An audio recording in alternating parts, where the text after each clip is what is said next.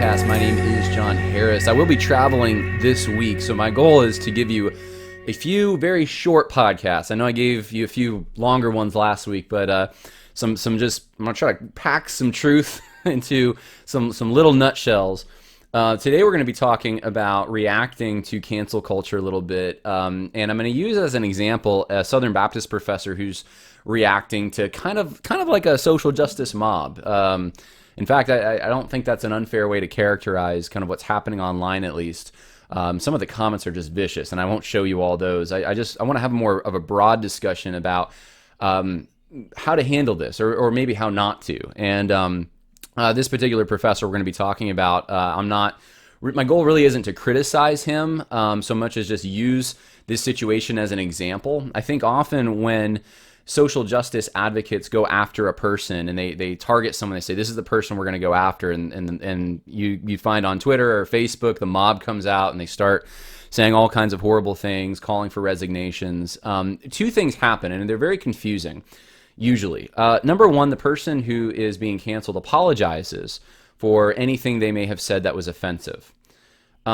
The second thing is they defend themselves. They say, hey, I'm a friend of the LGBTQ community, or I am a friend of I treat women fairly that I've employed, or I look at all my minority friends, something like that, trying to kind of offset the mob, and that doesn't work. It actually appeases the mob even more in many cases. And so I think there's a place to respond to accusations, but that's really more for the sake of the people that you know and love, that you don't want confused about lies and accusations. It's not for the mob. So apologizing to them if you're not in the wrong, especially, and if you haven't done anything to them, isn't really right. It actually fuels the fire more, and then it creates a very confusing message when you apologize and you try to defend yourself, because it's like, which one is it? And I've seen this play over and over and over, and it's really people who just want all they want to do is just be left alone. They just want the situation to end, but that doesn't make the situation end. And so what I thought would be helpful is to go over an example of this that I just saw, and we'll talk about it a little bit. Before we get there, though, I wanted to read for you this. This is an email from someone who is doing some work in West Africa. I'm not sure exactly what country, probably somewhere near Senegal, I would imagine. But here's what they say, and it's in reaction to the podcast that I did last week on slavery and why it was wrong in the American context, why, taking a bird's eye view of the situation, showing how American slavery did not match up to many aspects of it, many things that were attached to it, the law of God. And that was my main thrust of that, was that, hey, like, I agree with the Apostle Paul that there are ways for Christians to follow the law of God in a pagan system in which the law of God is not honored.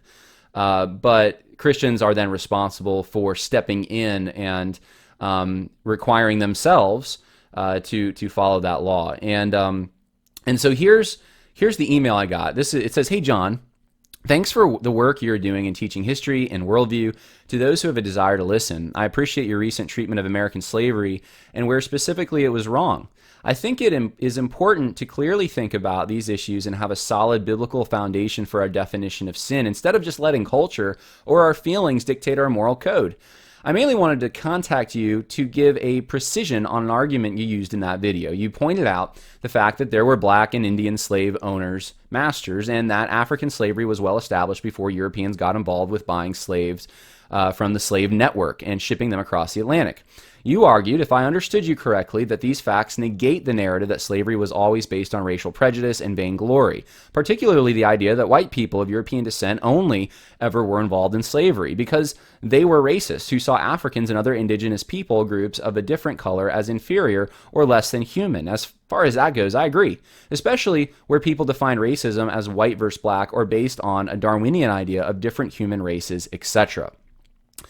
Where I would like to add a bit of depth or precision to that idea is to clarify that even in the well-established African network of slavery, much of that was based on what colloquially, I'm having trouble pronouncing words today, that's a hard word though, colloquially, we would call racism. or more accurately, ethnic or people group prejudice and vainglory.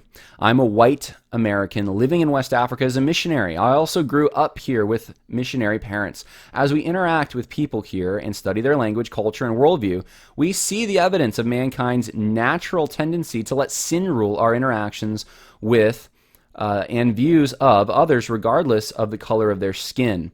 Tensions, prejudices, and hostility between people groups here are the norm.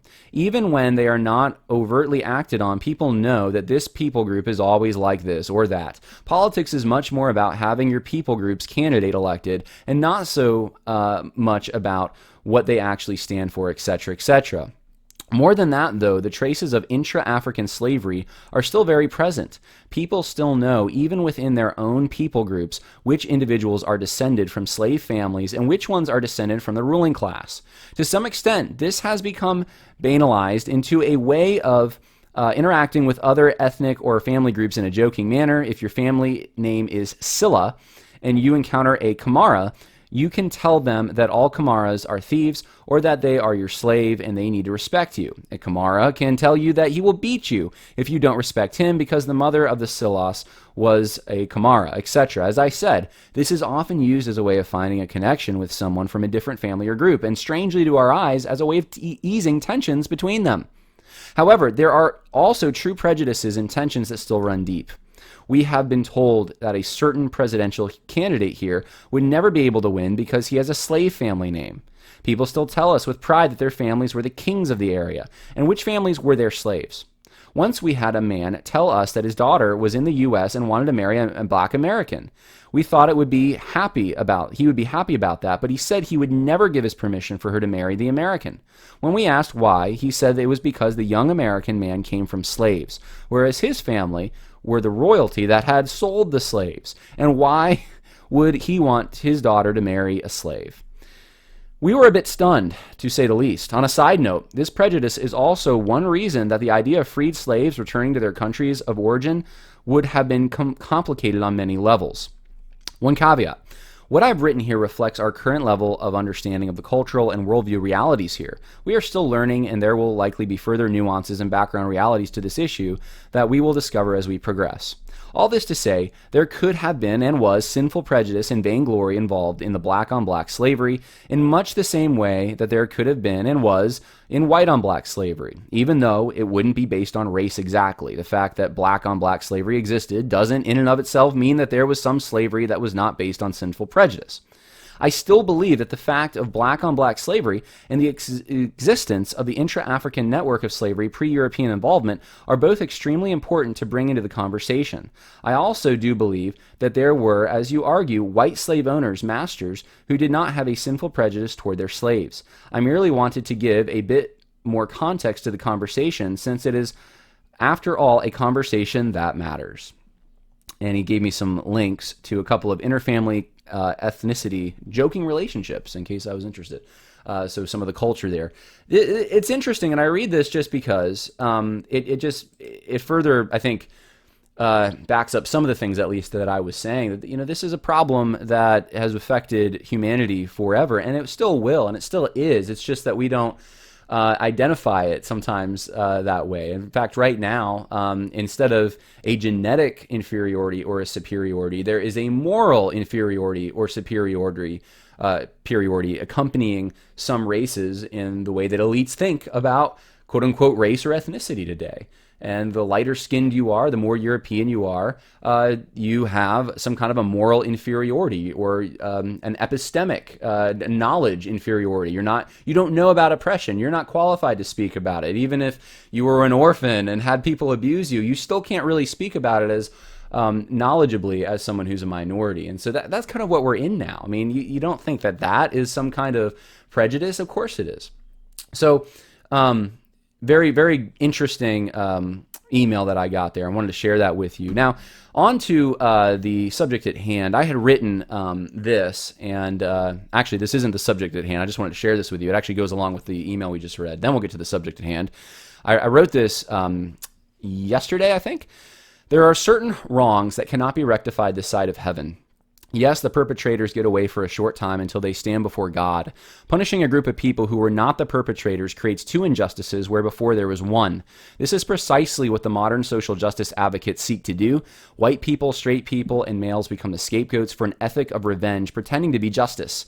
There is no ultimate justice in the temporal realm. Governments are required by God to do the best they can based upon his law in the times in which they exist, but they are finite and will never completely have the moral fortitude or the capability of punishing all those within their respective jurisdictions who are guilty of crimes. We should not expect them to have this capacity either. We seek justice to the best of our abilities in this life, knowing its ultimate fulfillment will come in the next. We do not substitute bigoted revenge for justice. And this is my stance, guys, on all kinds of things, but this would include, to some extent, the abuses that accompanied American slavery. You don't correct an injustice or injustices that took place by creating more injustices in the here and now. And I think this is where there's a huge separation between the way Christians think about justice and today how the secular pagan social justice movement operates, because it's a totally different conception. And Christians believe that ultimate justice is going to happen in heaven. It's going to take place there. There's an eternal realm. And we don't expect complete, perfect justice this side of heaven. We think governments are instituted as to wield the sword and to punish evil, but the government can't be everywhere, and it shouldn't be everywhere. And we're given we're given the template for a limited government in Scripture, where it's not supposed to be everywhere. In fact, you're supposed to have evidence, 2 or 3 witnesses, before you can convict anyone of a crime. But in the social justice conception, it's the worst thing in the world for someone to get away with some kind of injustice, even if it's not a real injustice, because they of course think of injustice as and for any egalitarian way, and if there's a disparity, there's an injustice. Whereas Christians think of it more as an equality before the law. Everyone must be held to this particular lawful standard. But either way, it's the worst thing in the world if someone gets away with something, because there is no afterlife. They don't think about that. And so if there is no afterlife, if justice must be done here, that creates a totalitarian state that has to know everything that takes place. Because, I mean, it'd be horrible if an injustice happened and it wasn't punished. So the state must know about everything. And everything must be investigated and punished. And even if, and sometimes you're not going to be able to tell sometimes who the perpetrators were. And it's horrible. What do you do about the people that already got away with it? Well, you got to punish their ancestors, or people that look like them, or have some outward, attachment to them, because we must create utopia here on this earth. And that's what separates social justice advocates from Christianity. So let's get to the issue at hand. Keeping those thoughts in mind. Kyle J. Howard is a student who just graduated from the Southern Baptist Theological Seminary in Louisville, Kentucky, where Al Mohler's the president, flagship seminary for the Southern Baptist Convention. Here's what he says. I graduate with my master's in theology today. I won't be there to walk down the aisle to get my diploma, because even the sight of my seminary's campus is trauma triggering me and my wife. Seminary was a dehumanizing and traumatic experience for me, for my family. Lecrae, the Christian rap artist, said, congrats and consider yourself Moses being schooled by the Egyptians so you can help with the Exodus. Lecrae comparing the Egyptians, who were very cruel in their form of slavery, obviously, not comporting with the law of God and what God laid down for the Hebrews at all, very abusive, very evil, and they were not worshipers of Yahweh. And there is Lecrae comparing them to those at the Southern Baptist Theological Seminary, if you can believe it, who would have trained Kyle J. Howard. And this, Kyle J. Howard calls himself a racial trauma counselor. This is kind of his shtick. He said many things over the years that are just outrageous, but I show you the Lecrae comment just to show you that there are celebrities who take him seriously. There are big names, even like Beth Moore, who take him seriously. And interestingly, there's a lot of information out there. I'm not going to give you all of it. I don't want you to be overwhelmed, but I want to show you this. This is one of the professors at Southeastern Baptist Theological Seminary named Michael Haykin. And he said, this is what I just sent to Kyle Howard on a Facebook message. Dear brother, I spoke publicly about the matter, though I did not name you, as you had spoken very publicly about the matter as well. So Kyle J. Howard has talked about a situation involving his professor, Michael Haykin. And Haykin goes on, he says, and if you recall the incident in class, the story, not a joke, was about the ongoing impact of the Civil War. So Haykin had made a joke in class, something about the Civil War, and Kyle J. Howard didn't take it right. So Haykin said, and as I told you at the time, if you had stayed for the whole class, I attacked and criticized the entire institution of slavery as deeply racist. I was not and would never tell a funny story about chattel slavery. It was about the ongoing influence of the Civil War. I am not saying there is no racism at Southern Theological Seminary among the students. I'm sure there is. How does he know that, by the way? How does he, I mean, I guess because, would Kyle J. Howard be an example of that? That's the question I have. But I do not believe the school is part today of the systemic racism that bedevils the United States. Okay, this is where I think he's especially giving away the farm. He's buying into this notion that there's systemic racism that is ongoing in the United States. And I'm going to show you some more things from Michael Haykin that I think show you kind of what he means by this. But it is, I would say it is in line more probably with this idea that it's just normative, like the critical race theory assumption that racism is just normative, it's everywhere. It's bedeviling the United States. It's just, it's not, the media is not being overblown about this. It's actually true that, these police shootings, etc., are the products of racism. I go on, though. He says, I was deeply disturbed by your post. I should have said nothing. I apologize deeply for hurting you. Forgive me. That was not my intent. I love Southern and I hate to see her attacked. Thanks for reading this. Okay, so you have this in one post, that what I was talking about earlier, which I think is so illustrative. You have, at the beginning, Michael Haykin is saying, defending himself. Hey, I didn't do anything wrong. I didn't say anything racist. I'm not a racist. Then he switches. He agrees with Kyle J. Howard's narrative. By the way, I agree there's systemic racism bedeviling the United States. It just characterizes this country. So he agrees with that, and he says, and it's at Southern too, somewhere. Doesn't give an example. And then at the end, he apologizes. So it creates tension. It's like, you didn't do anything wrong, but you're apologizing. And there's this systemic racism that's everywhere, so why can't that include you and maybe your joke? So it's so awkward, and maybe he doesn't mean for it to be that way, but it's trying to please everyone. And in this situation, you just can't. You have to take a stand. If you didn't do anything wrong, I didn't do anything wrong. I'm not apologizing. I didn't do anything wrong. And I understand sort of the desire to, even if you didn't do anything wrong, apologize for deeply hurting you. You could say, I wouldn't even say apologize. You might be able to say, so I'm sorry you were hurt, or something like that. I didn't intend to hurt you. But when you say, I apologize deeply for hurting you, it lends credence to kind of what Kyle J. Howard is saying. So anyway, let's look at Kyle J. Howard's response, because Michael Haykin got raked over coals for this, and by a lot of people. I'll show you one comment, but I'm just telling you a lot of people piled on and just basically called him a racist. It was terrible. And then you have the response from Kyle J. Howard, and it's long. He says, I might skim some of this. He says, hey, Michael Haykin, I'm assuming you're talking about me. Though it's possible you could be speaking about a number of different black students, given that many I know had similar experiences I have. It's kind of odd seeing this statement from you, considering you are the one of the professors who demonstrate a racial insensitivity in your class by making jokes surrounding chattel slavery. I confronted you about, and by the way, I'm going to stop here. Remember that letter that I read at the beginning where in West Africa, they're joking with each other about this hundreds of years later. It's just interesting. Anyway. I confronted you about that after class. You acknowledged and apologized, and now here you are bearing false witness against me, calling me a liar. That's unfortunate, as I have esteemed you in the past. This, however, is D-A-R-V-O. Okay. How could you possibly know all I've been through? Here's the standpoint theory coming out. How could you know? Right? I never shared with you all that I endured on campus. I shared with you what I endured by you, which was minor, but I didn't tell you about all the things that occurred to my wife and I. I shared more with Matt Hall. There are other professors who know more, some who are fully aware of the trauma and therapy my wife and I required after leaving Southern and Louisville. I have, however, at numerous times, even a few days ago, reaffirmed that the issue was largely the peer culture and that I had many amazing and godly professors. I would count you among them prior to you bearing false witness against me and having the audacity to tell me, after all the work I've done and trials I've been through, that I should not claim the reward for my hard work.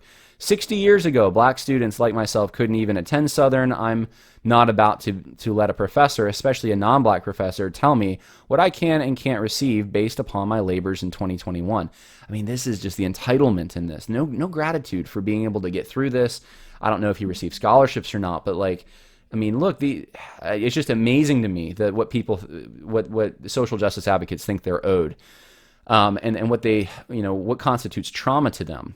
Think about all the places I've been in liberal education. Think about the very progressive education where I did not fit in, and I was called out, and I have stories that I could tell, and I've told some of them, but I don't, we don't do this normally. And when I say we, I mean Christians. We don't do this kind of thing where really just been out of shape about people that didn't like us or said minor things that might have offended us or something. We kind of move on, and we're thankful for the opportunities that God's given us. But let's keep going here. With that said, Kyle J. Howard says, "Let me be clear where I stand, elder brother, in hopes that having a clear account of my stance will preserve you from further libel." So he's accusing Michael Haykin of lying here. "I experienced a profound degree of racism at the school." Man, I'm just going to skip through some of this. At his church, it was toxic. He said that he had students tell him, let me ask you, does this sound, maybe this happened, but does this sound like something that would normally happen? He said he had students tell him, "You probably don't know what Reformed theology is because you are black. Let me tell you." Really? He said after the deaths of several unarmed black people by the police, he had numerous seminary friends cut him off for speaking about them, and they would say, "I thought you were one of us. You shouldn't talk about these things." He challenged them on racial insensitivity. Some were humble and received correction. He says, though, that you are respectfully not black. And even if a black professor student like Toby above didn't experience any racism, praise God for that, still, it doesn't nullify my reality as another black man or my wife's as an Asian American. So, he's got his reality. This is postmodern. He's got his reality. He gets to live in this world of victimhood. And it cannot be subject to any scrutiny. Even if it's a situation Michael Haykin was there for, like whatever this joke was, it must not be subject to any outside scrutiny because he is the only one qualified to talk about it because he is the victim. He keeps going. Most of this isn't worth me reading. He says, all right, so that's pretty much, that's the gist of it. So he's going after he's accusing Michael Haykin of lying, this professor. So, I just happen to remember, and I don't know the full amount of things that I could have, dug up about Michael Haykin, but I just remembered there's two things that I wanted to share with you. In 2019, Michael Haykin was interviewed for the Gospel Coalition, and one of the things he said was this: "What about the charge that some evangelicals' emphasis on social justice reveals them to be a species of Marxism?" He said, "I personally find that a ludicrous statement and tantamount to fear-mongering in a cultural climate for which socialism is an ever-present bugbear." Michael Haykin, Southern Baptist Theological Seminary, said that in 2019. Social justice, Marxism, linking it to Marxism, that's a bugbear.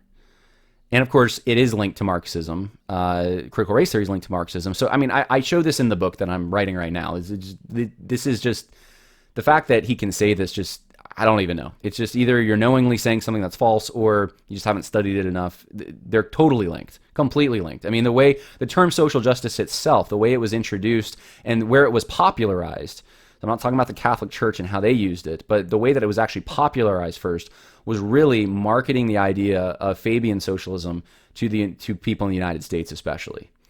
It was a Christianization of Fabian socialism, which is yet affected by Marxism. So let's keep going here.